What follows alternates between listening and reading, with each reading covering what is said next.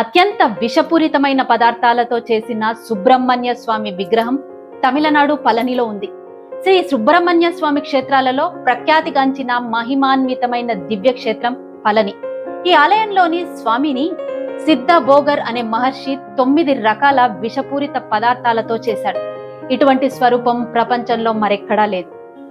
9 రకాల విషపూరిత పదార్థాలతో తయారు చేస్తారు కాబట్టి నవపాషాణం అంటారు. బోగర్ అనే మహర్షి వేలాది అరుదైన మూలికలను మేళవించి వాటి నుండి 9 విషపూరిత లోహాలను సేకరించి వాటి మిశ్రమంతో ఈ విగ్రహాన్ని తయారు చేశారని కొందరంటే, అత్యంత విషపూరితమైన 64 మూలికల్లో 9ంటిని సేకరించి ఈ నవపాష విగ్రహాన్ని చేశాడని మరికొందరు సిద్ధ వైద్యులు చెప్తున్నారు. ఎలా చేసినప్పటికీ ఔషధ గుణాలు కలిగిన నవపాష విగ్రహాన్ని అభిషేకించిన పాలు, పంచామృతాలు మందులా పనిచేస్తాయట. అప్పట్లో స్వామివారి ఊరుపు భాగం నుండి అంటే తొడ భాగం నుండి తీసి ఇచ్చిన విభూతితో కుష్టు రోగం నయమయ్యేదని అంటారు.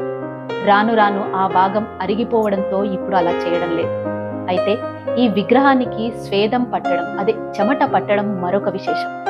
రాత్రివేళ గంధాన్ని పట్టిస్తే ఉదయానికల్లా అది కరిగిపోయి గంధంతో పాటు కారి ఆ నీటి చుక్కలు ఆకుపచ్చని రంగులో ఉంటాయి.